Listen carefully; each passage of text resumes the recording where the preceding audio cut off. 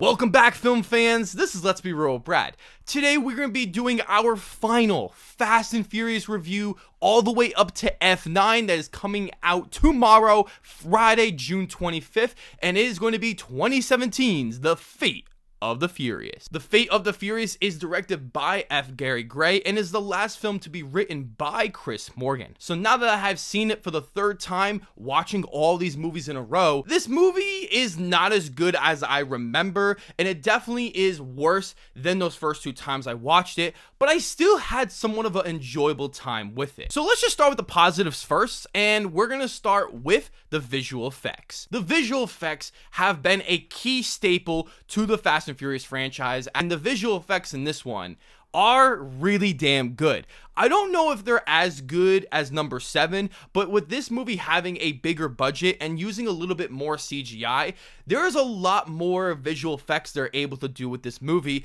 and they still combine the idea of practical effects and trying to use CGI subliminally as possible. My second positive with this movie is the action sequences and the action set pieces. This movie has the most absurd and insane action sequences that people were starting to question, why do I even like these movies? This is just too much for me. And I'm gonna be honest, I want action like this. I don't want some boring, stupid action movie. Just make it as crazy as possible. I found all the action set pieces to be very memorable, not as good as 7 or maybe 5 or 6, but still enjoyable, and it always made this movie so entertaining to watch. Sure, there are the most unrealistic things possible, but I really do not care. My third positive with this movie is it's the most hilarious Fast and Furious film yet. This movie does have too many jokes and tries to go for more of the humor rather than the serious action, but I don't know, it made this movie fly by as the jokes are just all over the place. Speaking of entertaining, this is definitely another entertaining Fast and Furious film that clocks in around 2 hours and 15 minutes.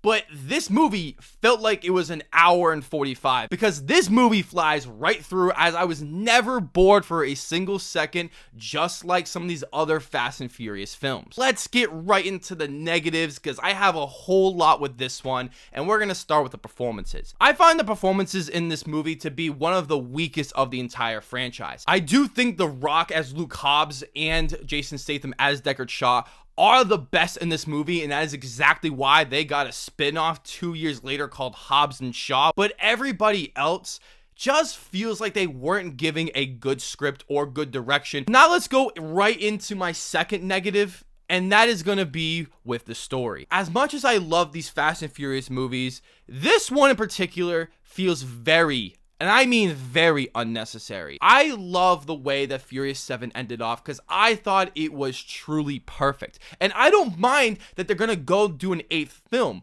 But the problem is that this story is not engaging, and it just feels way over the top, and it feels like it betrays the character of Dominic Toretto. The writers and the filmmakers tried to make it where we gotta force Dominic Toretto to put himself into this situation, but I just didn't buy the whole fact that he would turn back on his family, and that was the key draw to this movie in the marketing. It's like, whoa, why did Dominic Toretto turn rogue? What is going on here? There's gotta be something deeper with this. But the thing is, this storyline could have worked in some way, but the problem is that the writing is really bad in this movie and is one of the worst written Fast and Furious films so far. Then you just have a crew of The Rock, and now Shaw comes into play, and you have the regular old sidekick characters that we all know and love.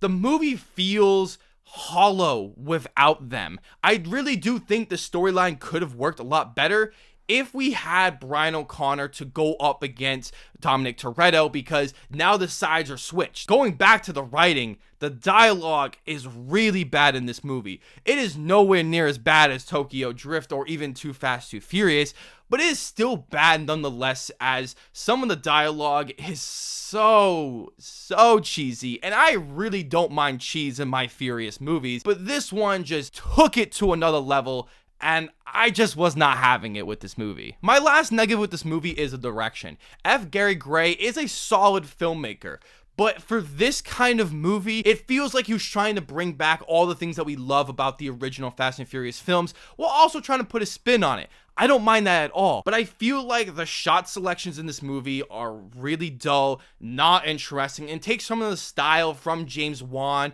with some of the cool, crazy, fresh things that he did in the last film. So overall, The Fate of the Furious is a fun, entertaining popcorn summer blockbuster movie that definitely has everything you would enjoy as a Fast and Furious film. However, the story, the writing, the dialogue, and all those great things that a movie needs to have just feel flushed down the toilet, and it does not work. I am giving The Fate of the Furious a 5 out of 10. Thank you all for watching, and I will see you all in the following review.